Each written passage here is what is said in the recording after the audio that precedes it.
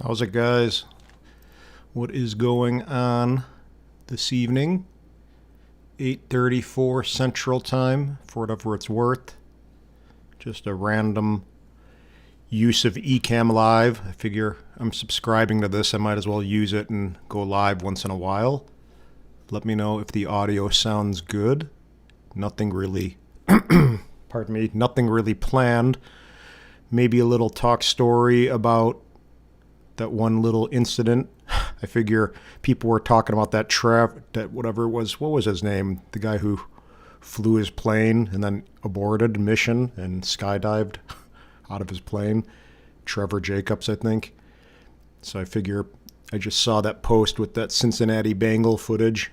Be kind of fun to talk over that a little bit and see, but let me see if I can find out where the comments are. I'm still figuring out. I got to spend more time with the software, Ecamm Live. I don't know if any of you guys use it. Audio is on point, Scott. Cool. Right on. Hope everything's going well. Happy New Year. Yeah, I always kind of mess around. Audio is a big thing. I wish I got into audio a little bit more, or a lot more when I was younger, but trying to figure it out. Rode actually sent me this guy a while back. Pretty cool mic. So, but yeah, did you guys see that footage from that little Cincinnati Bengal? It seems like a lot of people are flying over stadiums recently, but I didn't really even look at it in depth. They just kind of glimpsed, and it looked like obviously not really professional flying, which I think is in that guy's best interest because he could claim that he had no idea that it was not legal. I doubt he had a waiver or anything because he just kind of flew all over the place. But it was interesting to see that nobody really did anything. It didn't even look like anyone noticed. I didn't look at it clearly. We can watch it together and kind of see. I don't know how many people will actually see the stream, but regardless, we can play around and pretend there are a bunch of people watching. So, not the first time I've talked to myself. Let me see if I can find it. I can share the screen. Oh, that is my image gallery. We got YouTube over here. And let me go back over to Ecamm Live. And I think I will screen share. That should be better. And we can watch this in its entirety. So let's see. Doesn't seem like there's any audio. So the guy's cruising. Wow, that's pretty gnarly. Oop, that's really jerky. Whoa. Yeah, in theory, it would be really cool if you could do this legally. I mean, there's like a wire over here. He's lucky he didn't hit anything. Wow, it's pretty gnarly. Like, are people even noticing anything?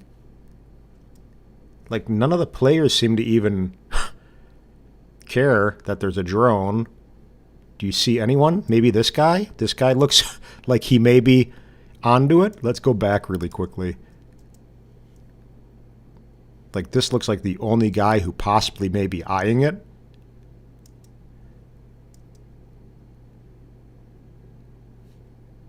Oh, look at, like, it looks like maybe people are they waving at him?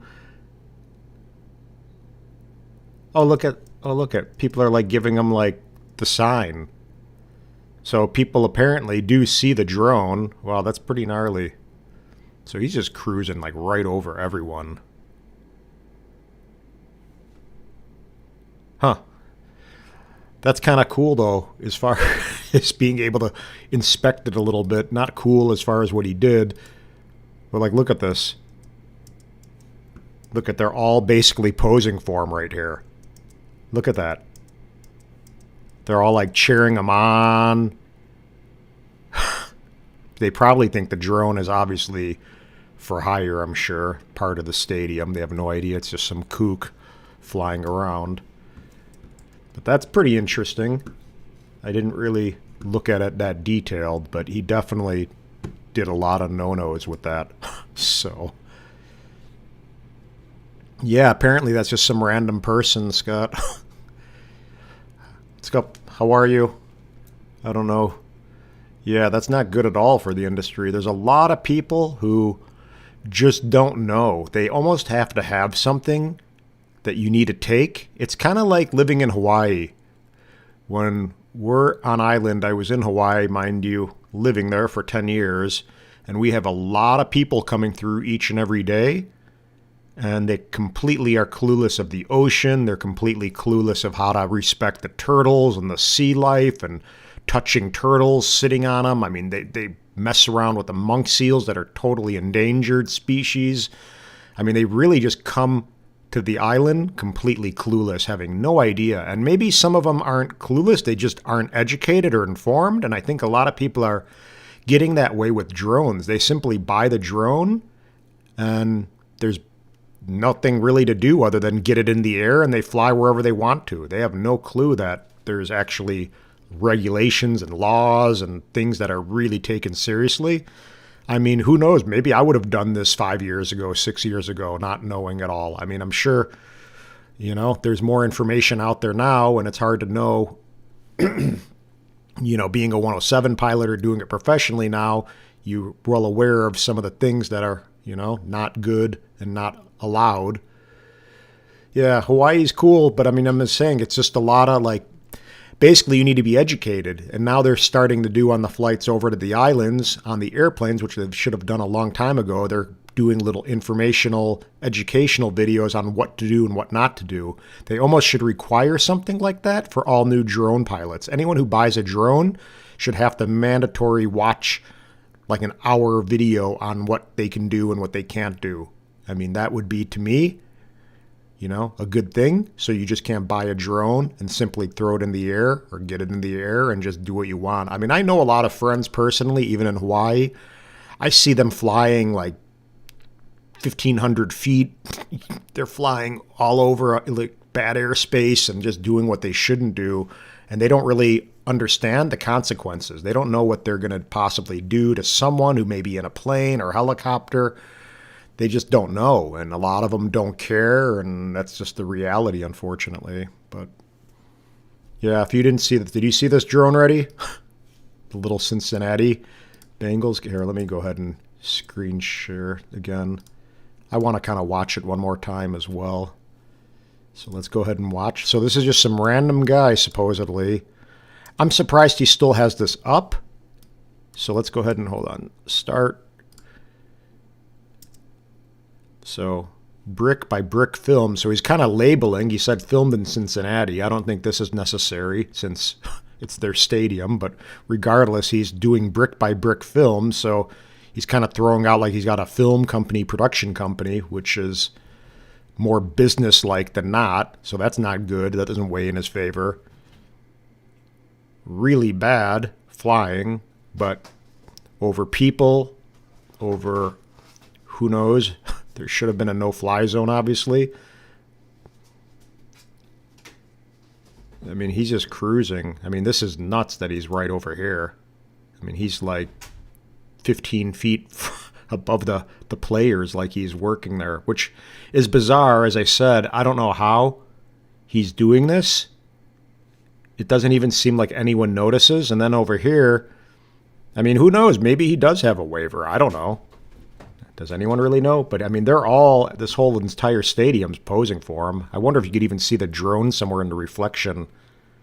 I wonder what kind of drone it was. And then he just kind of hightails out of there. I mean, in theory, that would be awesome footage if you could do it legally somehow. I don't even know how they do that if they do it legally. Like, if you have a waiver, how do you fly over people like that? I don't know. But that's pretty nuts.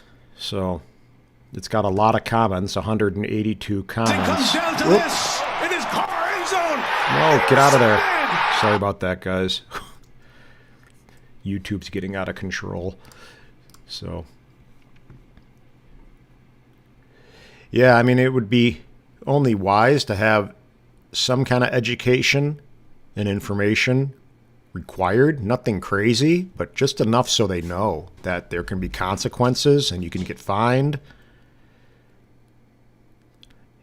Yeah, I can't imagine it either. I mean, it's just amazing that that happened, and it didn't seem like anyone really was even overly concerned. I wonder how many views this thing got so far. 12,000 views. So I'm sure all the views are not because of its quality footage. The footage is pretty horrible. I mean, it's cool in theory just to see flying over a stadium like that, but it's also just the point that you're not supposed to. That's why it's interesting, because nobody does it because you're not supposed to. But kind of interesting. There's been a bunch of these things I feel popping lately. I don't know. There was some other footage. Oh, there was some guy who I think flew in Chicago over Soldiers Field and like posted on Instagram, and I think he ended up taking it down and then apologizing. But he did the same thing, completely clueless supposedly, but he had a big Instagram following, so I don't know how clueless you can be when you have, 20,000 followers. But who knows? Maybe they don't know. He actually did apologize and deleted the video and just claimed he had no clue. But even though if something were to happen, it wouldn't be good for any of us flying drones, and it's just going to get tighter and tighter and harder to fly. I got my cat losing his mind. He gets so crazy when I'm doing anything that's not paying attention to him. Dude, Simon, chill out. Go. Cat's playing underneath my chair right now. Go, go. Oh. Okay, hold on a second. Okay. This little toy is like, he goes nuts over it. Go. Okay. Threw the ball. My cat plays fetch. But other than that, yeah, I talked to Advexture where I ordered or pre-ordered my Nano Plus today. They told me that they're going to start shipping. They said they're a week behind. They said they're supposed to be shipping their pre-orders January 15th, and that got pushed back a week. So now it's supposedly the 21st. So I'm hoping I get my Nano Plus premium bundle by next week. That would be cool, but kind of annoying because it seems like everyone has theirs. They told me, too, that you can't get Autel Care if it's a China-issued drone, but then someone said on my YouTube channel that they were able to get Autel Care. So apparently, I think Autel Care gets prompted when you're activating the drone, similar to DJI refresh. So we shall see. I'm not really watching any of the videos on the Nano or the Lite because I just don't want to know until I get mine and then have a clear, idea and take on everything. But the Nano should be cool. I've been flying my Mini too. Hola, ¿cómo está? But yeah, the Mini 2 has been a fun little drone. I've been getting some kind of fun footage with that. Actually, let me see. I don't know if it's going to interrupt you. I'm not going to switch. But I got some cool footage with the Mini 2 lately. It's been really cold out, so I haven't really been overly ambitious to fly anything. I've taken my Evo 2 Pro out and Evo 2 Pro Enterprise and done some testing and a couple videos. One on the Spotlight that I posted, which was a pretty cool module/accessory. So the Megaphone was really very functional and cool, and the Spotlight was the same. So the accessories for the Enterprise definitely are. Let me go ahead and screen share one more time, and I'll show you. Let me hide this. I think I have. Where are you? Let me move this down. So this is the picture, or one of them. So that ADS-B apparently is, to detect airplanes around you and aircraft. I haven't really seen this in action too much yet. And I don't think it's on all the Evo 2 Pros, I don't believe. But the Enterprise, I know on mine has it. It has this label. But this is the Megaphone. The Megaphone is the speaker, essentially, but really loud. It projects really well and very cool accessories if you're doing search and rescue or just wanting to have that as an option in case you need to help someone out. No, I didn't. And if you see on that, I think, where was it? Hold on a second. Can you see this right here? This little area? I believe this does pivot. I haven't tried it yet. I'm going to actually see tomorrow, but the spotlight accessory has the exact same thing. So I believe this can be angled down or to the position where it's at now. So I believe that is what you can do to angle it. The spotlight did, in the position that was standard, work really well when you were flying forward. So if you were flying forward, it was fine. But if you were just off the sticks and it was leveling out, it was too directional, just right in the air. So that's that biscuit. I didn't try to adjust it yet, though. So I'll let you know tomorrow. Maybe I'll do a little short or something on that. So it does. Do you have one?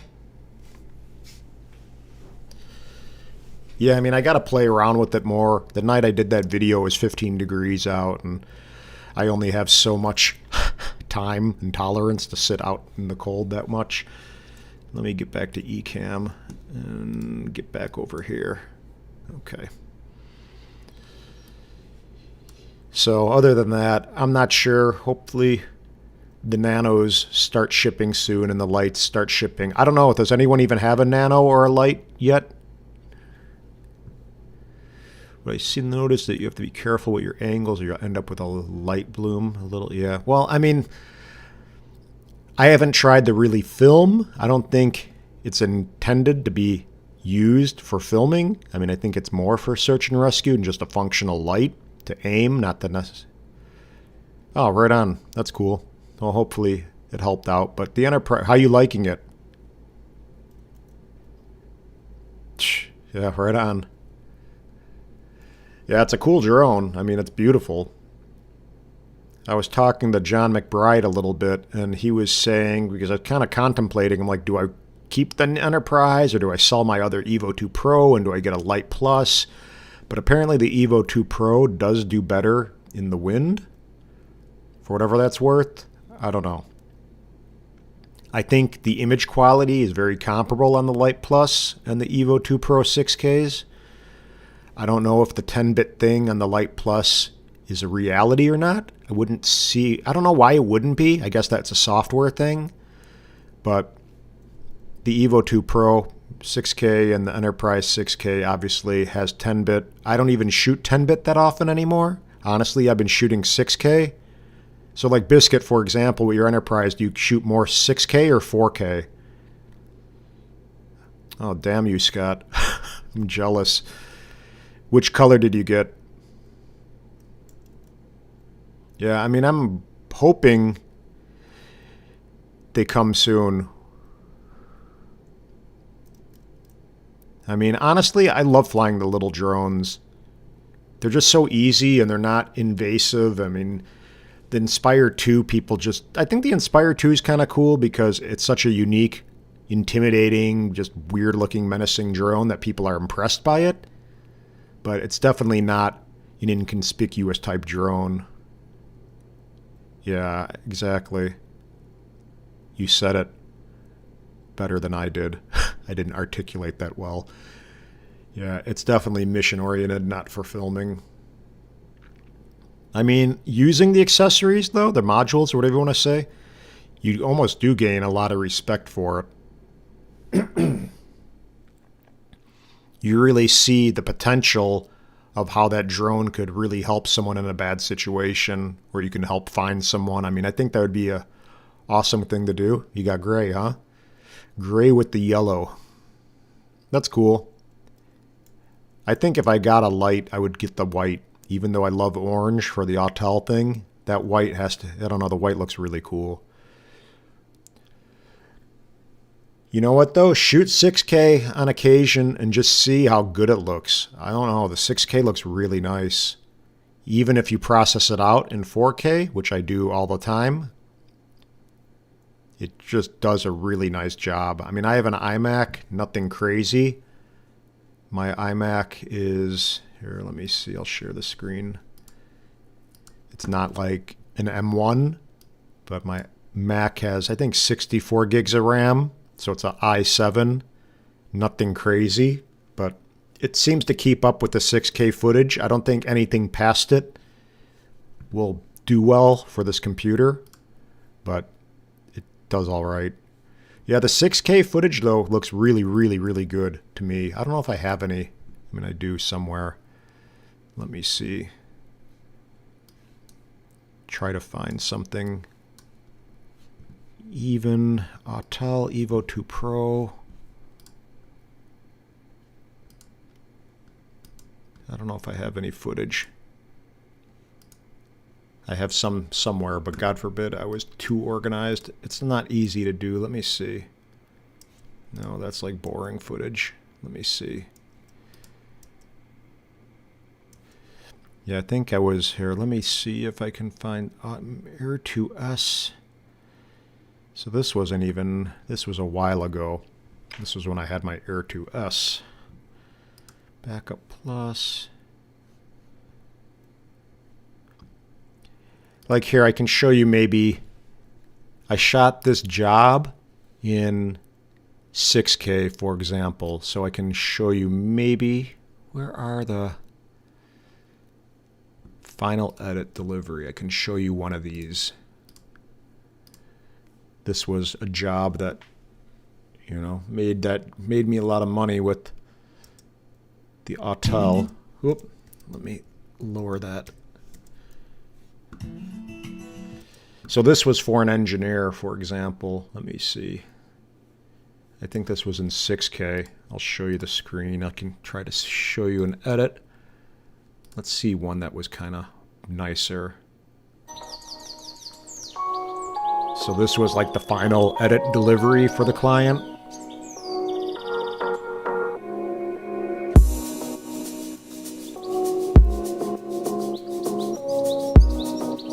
But it just does a good job. I don't know.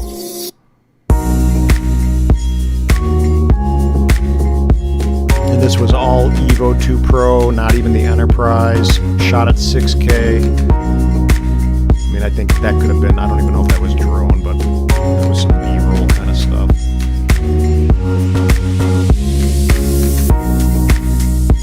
I mean, this was a super windy day. If you could see the trees, they're really, really blowing. Actually, the low shots are hard to get with a drone.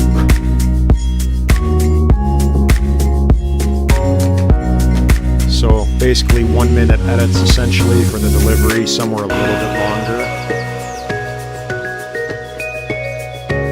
It just does a nice job with the color. I mean, this is so-so. We didn't have a lot of time, but boom, that was one.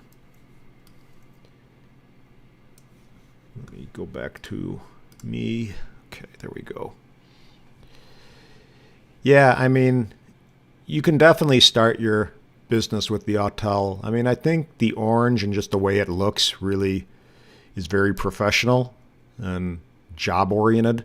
When you bring that out and you pull it out, I think people know you're ready to work and fly, and it doesn't look like a toy, essentially, which some drones, even like the Mavic 3, I mean, the Mavic 3 looks cool, but it still doesn't look, I don't know, just maybe like a construction kind of thing. It just feels more like a workhorse, the Autel build. Let me see one of these other ones. I don't know if I have, but I had to do 9 edits for them, essentially. So charged them like 10 grand for this job. And it was really a quick job, so I had to like hammer everything out quickly. I don't know what I have here. Let me see. So you could kind of see some of it here. I'll screen share one more time. But this is just an idea, so people can see who maybe don't know. This was, whoop. So this is 10 grand, final delivery, client's happy. It doesn't need to be totally cinematic beyond words because they want certain things filmed. So they wanted some low shots. I walked with the engineers, kind of went through the project first. Only had 1 day to shoot each because of the weather.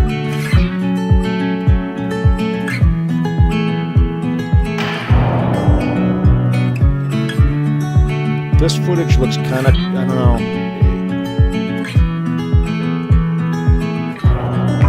but they were happy. Some clips are better than others.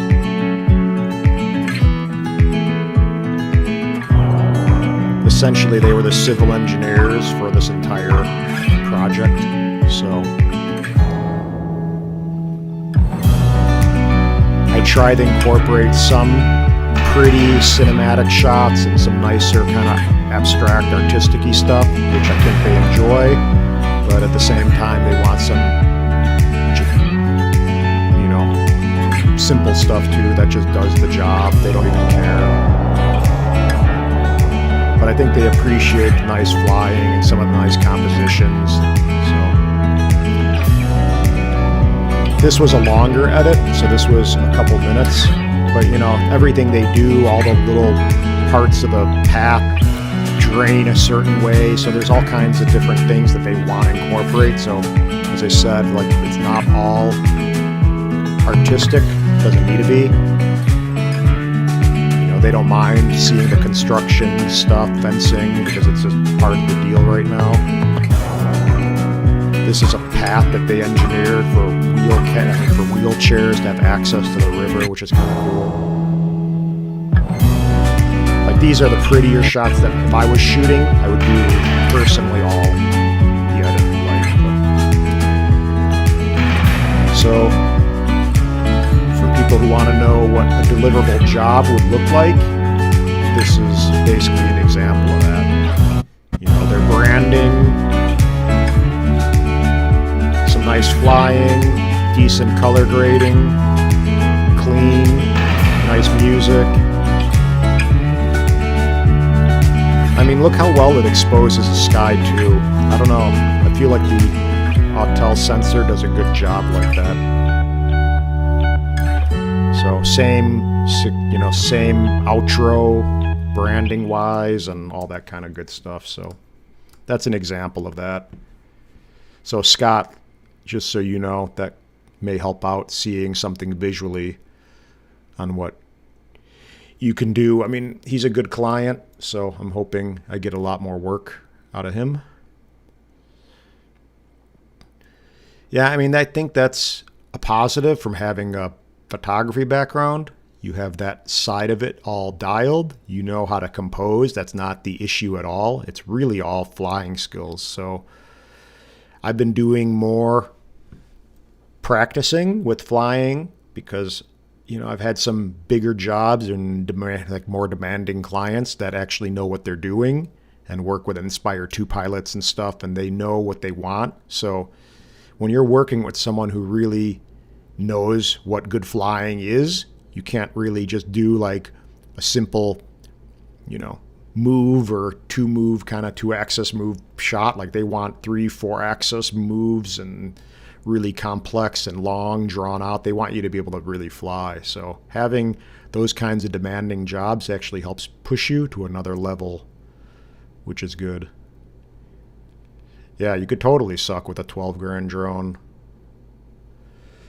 You know, I mean, that's what's fun. I mean, you know, rocking out your iPhone, for example, you know, people are always like, oh my God, what iPhone do you have?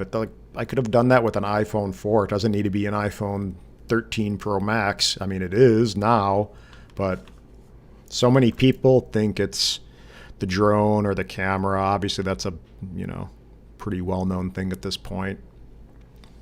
They all want to say, what camera do you have? A7S3, D850, D6, whatever, it doesn't matter. You can be shooting that with the Coolpix 5700 from like 1980, you know?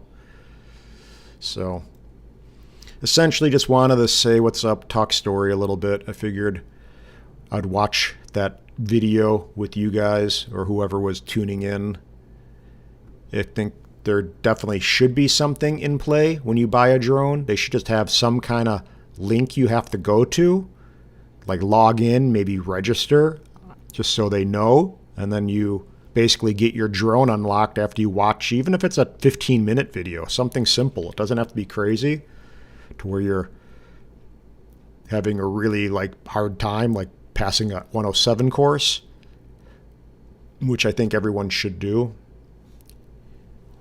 Yeah, that the ADS-B thing, which I don't even know a ton about, but apparently it's really oversensitive from what people are saying. I don't know. I haven't experienced that yet, but a lot of people are saying that it's oversensitive and it's picking out planes super far away and they're not liking it because there's no way to disable it.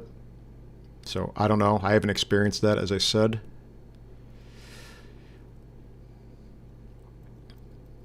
Yeah, I mean, that was a good example because they're engineers, so he's a civil engineer, the owner of the company, but he knows enough about photography. Yeah, it's annoying.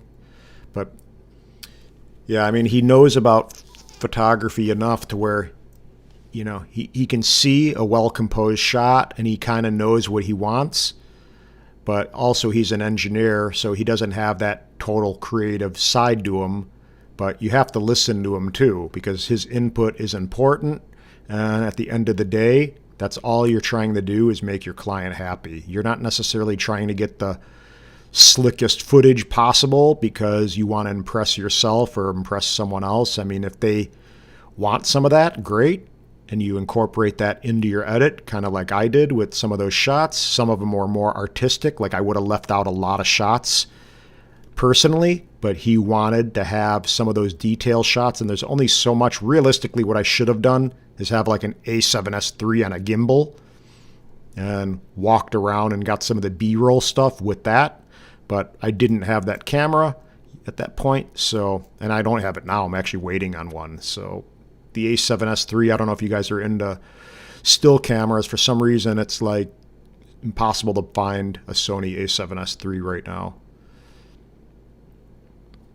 Yeah, I mean, again, at the end of the day, you're making your client happy. If they're happy, doesn't matter. All is good. They're paying you, you get a check, and life is good. I mean, I keep some of these checks by me just because, like, I don't know if you could see, but, when you're getting $6,500 checks and $10,000 checks and stuff like that, it's kind of, it's just a good thing. So you kind of want to keep that manifestation happening. I mean, it's not all about money, but of course, at the end of the day, you want to be making money and paying your bills and having fun. And it helps keep you going as a drone pilot. I mean, I don't want to just be sitting on my butt doing nothing. I mean, that's why I think, we could kind of joke around. A lot of the Inspire 2 pilots don't do a lot on YouTube because they're too busy working. Inspire 2 pilots aren't necessarily doing YouTube videos. They're flying and doing jobs and doing, cinematic work on film sets and stuff. So, yeah, I mean, I want to just get my A7S III so I can kick up my production for my YouTube channel. I mean, I can't stand having, bad video quality. I don't want to shoot on my iPhone. I got a little Sony Arx 100 Mark 7. I actually sold my D850 recently. That was kind of part of my investment to get my Inspire 2. And I just haven't done anything. Get that referral also. Yeah, I mean, it's always good. I mean, as I said, this guy is so busy. He's got so many projects that, like, in theory, I want to talk to him. I mean, it's kind of the new year, and I know he's just checked out a little bit, but once it becomes like another couple weeks, February, I'll probably touch base with them again. And, ideally, if I can get something going where I do maybe $3,000, maybe 3 jobs a month or something with them at like $1,500 a job, and just try to hammer some stuff out, because now we have enough time that we work together. So all of these 9 edits that I did with them, I don't know if can you see any of that? I don't think you can. No, you can't, because I'm not sharing my screen. But all of these edits, each 9, so that was a lot actually to do last minute, but they got done, and it gave us enough time to work with each other and to kind of, he knows what is involved and he knows what kind of editing time, and I kind of underestimated what it would have been energy-wise. So, I mean, we went from, I think, 7,500 we agreed on, and then we went up to like, 10,000 plus, but it should have been realistically a solid like $15,000 job. But Now we know, I communicated with them that if we had one site, for example, that it would be roughly around $1,500. So if I can knock out maybe 3 sites a month with them, this year, every month, which she has hundreds of sites. So if I can get, whatever, 5,000 plus out of him a month, and he gets what he wants, it's super awesome. So at the same time, it's tough because, I had to be firm with them a bit because I had a lot of energy invested in doing, like if he wanted revisions, I had to do that on 9 different edits, and he didn't really understand retiming the entire edit if I had to change up the music or something. So he didn't necessarily understand what goes behind the scenes, and that's not necessarily something he has to know, but I didn't bid it out essentially the correct way. So we need to it's good to have a contract in writing and maybe have something, in lines with you get 3 hours of editing time included in that. Every, additional hour is going to be another $150 an hour, something like that. You want to really be detailed with your contracts, because I didn't, and we really just kind of jumped into it, but I had 9 sites that I had to do. So it wasn't like, oh, oops, I misbidded, I calculated this project by one thing. I had to do it 9 times, so it really added up. So yeah, I kind of bit myself, but it ended up working out well. He was happy, wrapped the job. I think I got a check right on my birthday on December 24th, Christmas Eve. So it was nice to just kind of conclude that and wrap the year and be paid, and he got what he wanted, and all was good. So that's a little real life drone stuff. Having a good contract helps out. But again, sometimes it's a live and learn thing with each client. And you just got to jump into it and see. I mean, at least I feel comfortable that I could take it on. I mean, I took on basically 9 different sites all by myself, which is a lot of work to edit 9 different things, organize all the footage, and, yada, yada, yada. I mean, this whole thing, let me see what this, I think that job I have, 222 gigs of footage. So, it kind of becomes daunting a little bit. Yeah, I mean, all of it. I mean, again, referrals, word of mouth. I mean, also what I do is do a lot of little tiny edits for social media around here. So I'll put together a little blip of pretty winter day, and I'll put my branding on it a little bit. Not too much, because I don't want to take away and people get all pissed off like I'm just kind of promoting myself. Almost 5 years now. Yeah, I mean, it's super huge. Really, I mean, there's so much to do. I mean, promoting is huge. Being able to work with a client is huge. Being able to sell yourself is huge. Not even sell a talent. I mean, sell you. I mean, people want to, I mean, as a photographer, people want to work with you. I mean, there's so many commercial photographers. I worked with a lot of them in the city, and I shot in the city too, doing commercial work like food and lifestyle stuff and big $100,000 jobs. I used to do digital tech and assisting work when I was younger. But when you're doing those kinds of jobs, everyone's like, oh, I could do that. It's, no big deal. But the hard part is actually getting the client. Getting the client and landing a huge client is, where it's all at. That's hard to do. So you got to promote yourself. You got to, I mean, the cool thing is with drones, people see you flying, and it's a good opportunity to talk. So don't be a jerk about it, oh, leave me alone. If I'm flying my, Enterprise like this, for example, I will probably do something like I gave someone an example of what the Megaphone did, and I kind of educated them a little bit, and they were super appreciative. So people like that, maybe you'll hand out your business card to them, but again, be talkative and be friendly and be positive and be social. And that all helps out. Like this guy who hired me for basically 20 grand in work just bought a print off of me when I was doing a little art show at my farmer's market locally. So that's kind of how that works. Yeah, I mean, 5 years. I mean, the first 2 years I was basically just farting around with the drones in Hawaii and really not even flying video that often, just doing more, just stuff like this. Oh, you can't see it, but more just pretty pictures, stuff like this in paradise, scenes like that. essentially. But, you know, that was cool. I think that's a Phantom 4 Pro shot, maybe. I don't know. But I think once I got the 107 with Greg with Pilot Institute, that shifted everything. I mean, it gave you so much confidence to be able to, feel like you know what you're doing actually. And of course, legally being able to make money and monetize off your drone work.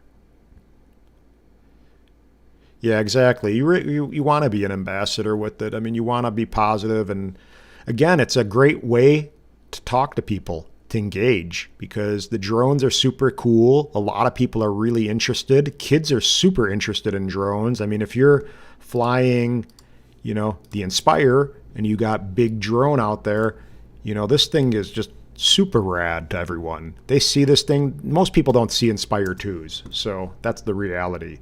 We may, or other people in the drone industry may, but the majority of people don't see, little hydraulic arms lift up and get out of the way. I mean, it's super alien-like. So that's a great opportunity to talk to people, and people want to, engage with you. And I just utilize that time. Sometimes I just kind of forget flying. I mean, if I'm really out somewhere on a mission to get footage, then yeah, I'll let them know that nicely that I basically have a job to do and I got to get to work. Sorry, I can't concentrate and focus and do this with, talking.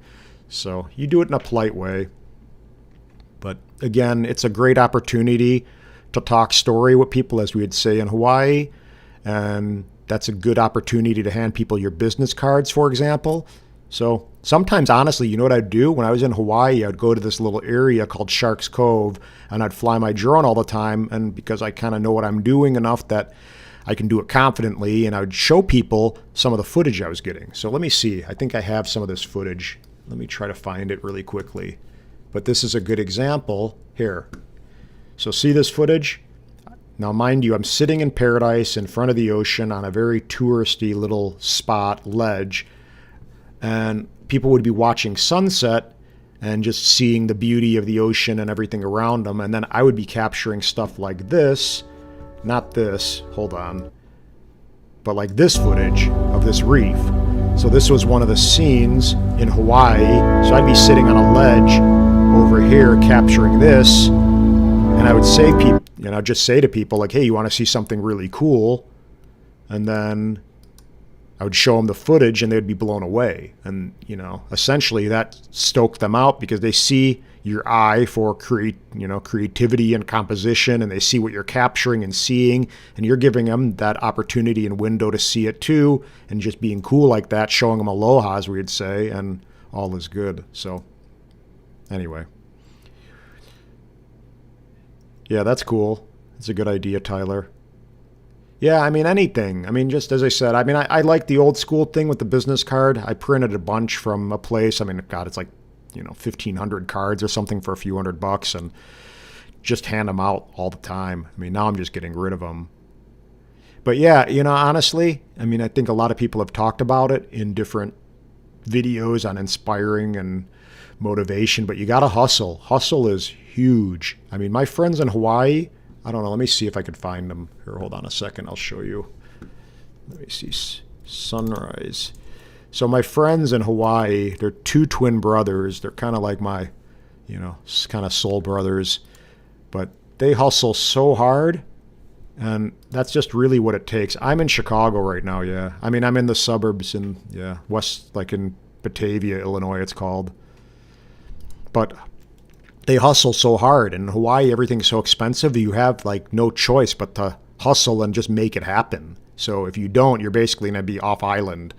But that hustling thing is definitely huge, and it helped out a lot. I mean, you just got to be kind of shameless sometimes. And, again, proving what you're like, showing people what you're doing. It's kind of like showing them a pretty shot you just took. They have no idea. They see me, I'm tattooed and, maybe like little taken back, like, who's this guy? And I'm sitting there taking pictures of flowers, and then they see, like, I'll show them a picture or something, and they're like, wow, that's really great, you have a great eye. But it kind of it kind of softens the blow when you're showing them.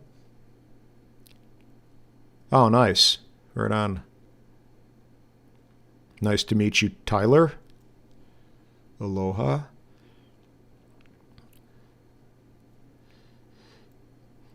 Is that the ADSB or whatever? What is that actually called? ADSB or no? Biscuit.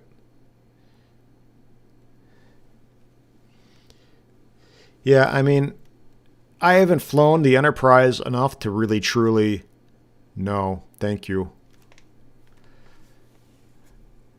I mean, it's been, what is the temperature right now? I think right now we're getting cold again. I think it's 24 right now. Tomorrow's not going to be too bad, but then we're dipping to like 3 degrees and ugh, can't stand the cold weather. But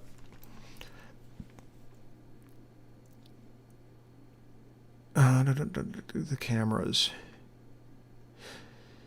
No, I mean, I haven't had any real issues with the Enterprise at all, thankfully. I mean, I haven't flown it enough to truly know. Yeah. Nothing's easy on island in Hawaii either, man. It's tough. The struggle's for real. I mean, there's so many people struggling to have a house, houseless, as we would say, a lot of homeless Hawaiians or houseless Hawaiians who, don't have a pot to piss in. It's super sad. And then you have people like Mark Zuckerberg buying up frickin' huge property in Kauai, and yeah, it's a whole issue. It saddens me for the people of Hawaii. I mean, my heart's in Hawaii for sure. A lot of love and, respect for that culture and people. Oh, nice. Yeah, Big Island's great. I mean, I love Hilo. I don't know as much about Kona. I've been to Kona before. 10 years. This was a picture here. I'll show you. This was one of my first, times flying drone. This was Phantom 4 Pro back in the day. But my friend had one and he loaned it to me and would let me fly. He was in the military, so he didn't really care. And basically what he told me, though, mind you, this is 5 years ago, he would just basically say, dude, it's easy. Just fly the thing, Just fly the fucker kind of thing, pardon my language. But that's how he would, just basically flew it. That's it. Yep. Rocks in the middle of the ocean. Small ones, too. It's wild. I mean, I miss it a lot. But, for example, this spot, Pounders Beach, this is east side of Oahu. But I'd go here all the time for sunrise. So this was on the east side, a sunrise spot. Super beautiful. But, again, what are you going to do?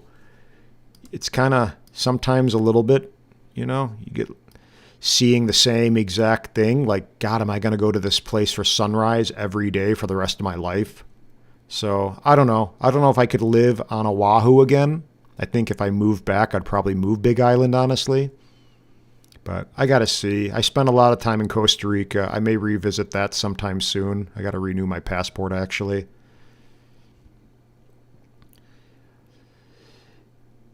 Yeah, I mean, the Phantom 4 Pro is solid. I mean, yeah, again, I was just taking a mapping course, and they require you to have a Phantom 4 Pro or a version 2 for, Phantom 4 Pro. How do you like mapping, Tyler? I got to do a practice tower sometime soon.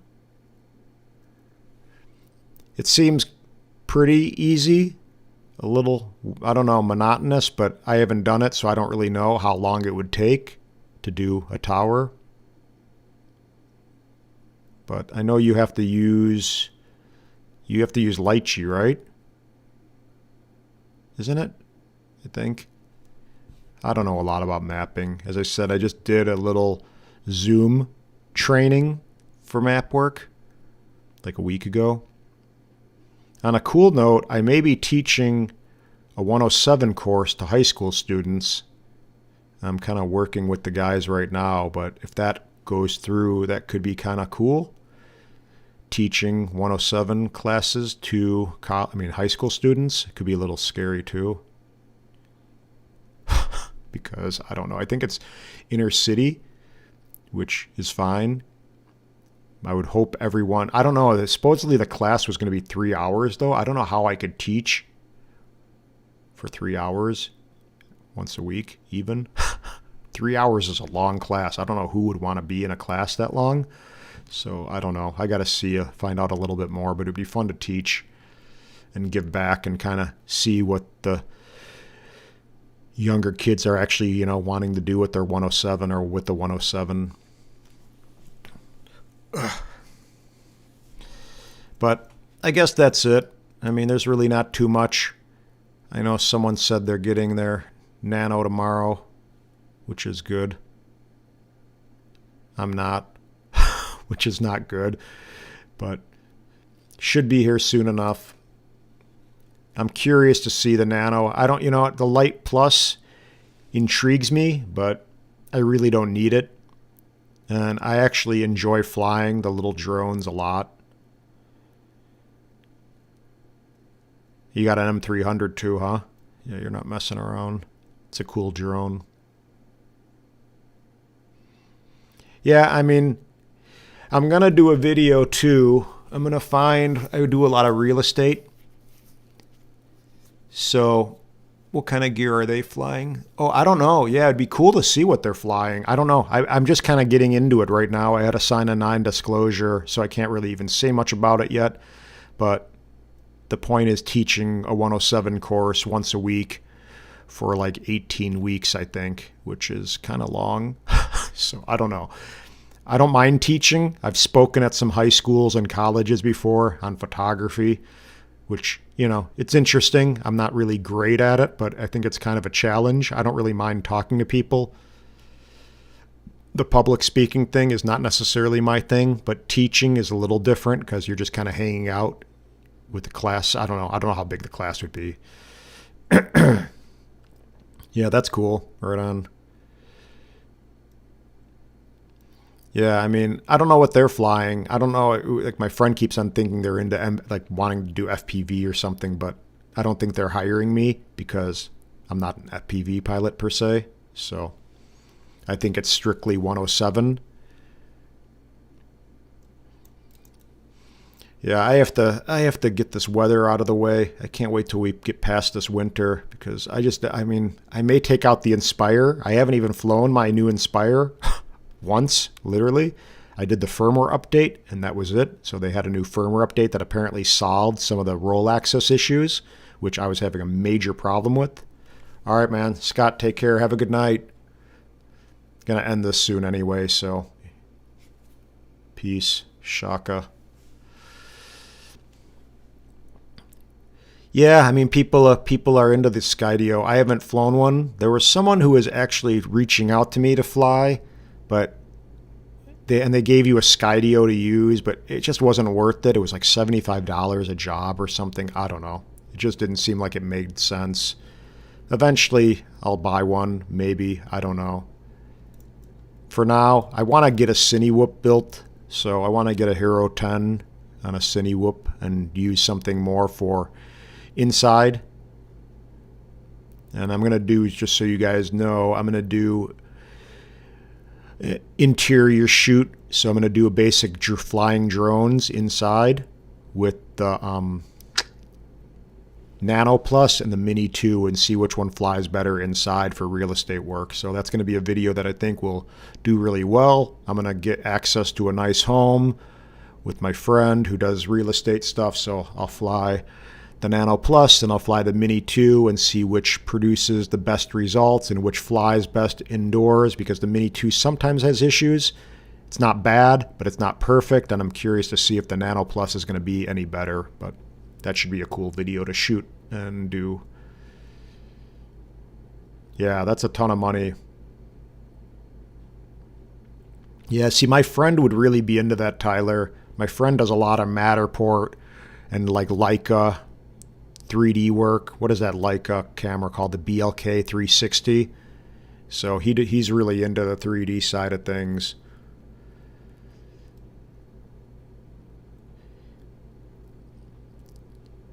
Yeah, I mean, I think I'm not a pilot. I've taken a couple pilot lessons with my friends. What did he have? I think he had a Cirrus. Isn't that the plane with the parachute? But I've taken a couple pilot lessons with the Cirrus at one point, and that was the extent of my pilot license, anything. It was cool. It was hard. I actually flew my friend's plane down with the instructor to Southern Illinois to get tattooed. And by the time I got done, down there, taking the pilot lesson, like I was exhausted mentally. It was so much work to fly the plane. Crap. It was pretty stressful.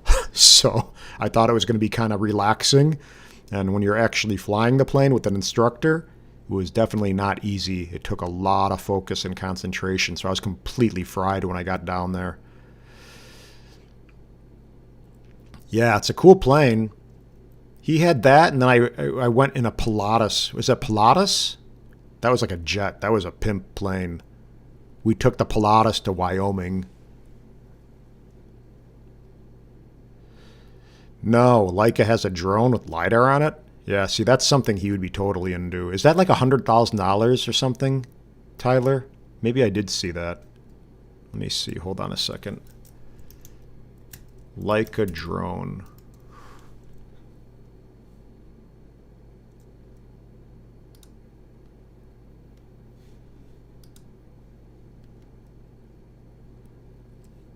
Holy crap.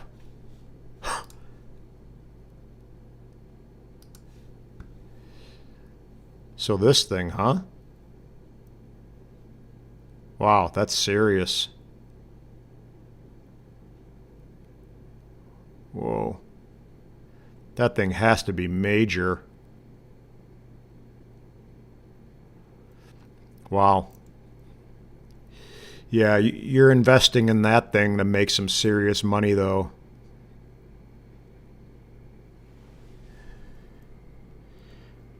You basically want to make your money back on like 4 jobs, essentially, or something. Wow, all autonomous too.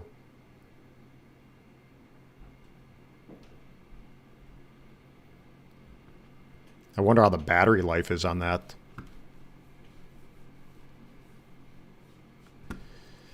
Yeah, that's nuts. Well, yeah, it's crazy, right? Look at that. Here, I'll show it again. That's a serious drone. Let's look at the 3D model together. Come on, load the 3D model. I don't know if it's taking up a lot of bandwidth. Leica doesn't do anything half-ass, that's for sure. I mean, a little point-and-shoot camera is $8,000. It's really simple looking. You know, like if the Mavic 3 came out and looked something like this, I'd be more impressed. I mean, in a way, like design-wise. Like the Mavic 3, to me, kind of is pretty lame. I don't even like the way it looks. It's a cool drone to fly. I'm not going to get into the Mavic 3 thing, but I'm just saying like this, that's another level. That's cool. God, you could scan the entire building just with the drone. Yeah, I got to look into this. This is pretty wild. Set your mission and just let it rock, huh? I wonder what you would be able to charge for something like that.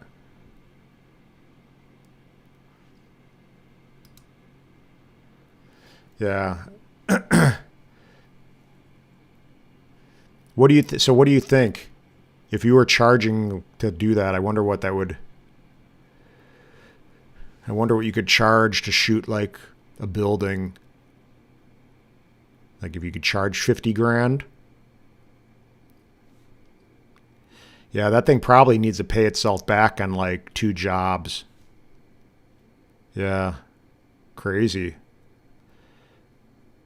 That's you know, like my friend wants to get something kind of cool. To me, that's what, you know, that would set yourself apart. Shh. Yeah, it's crazy, man. I bet you, I don't know your name, Biscuit, but I probably, I don't know, I bet you 50 to 70,000 isn't far off at all. I mean,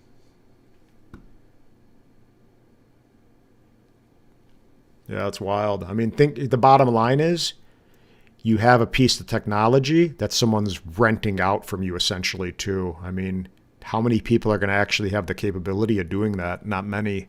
So it's like renting out like a whatever. What's that high-speed camera? It's like a Phantom or something. It shoots like 1,000 frames per second. D'Artagnan, right on. All right, guys. Yeah. I guess that's going to wrap it anyway. I just wanted to, again, talk story a bit, say what's up, and do a little stream because I can. But, yeah, Tyler, nice meeting you. You too. I got to look at your name one more time. Wait, so, D'Artagnan. Okay. That's not super easy to... D'Artagnan. I got it. I got to say it a few times. Scott's already gone, but right on, guys. Have a good night. Thanks for tuning in. And until next time. All right. Peace. See you. Yeah, you too, Tyler. Have a good one. Thank you for the BLK thing. I got to look into this. Looks pretty rad. Something I can't afford, though. So, bye.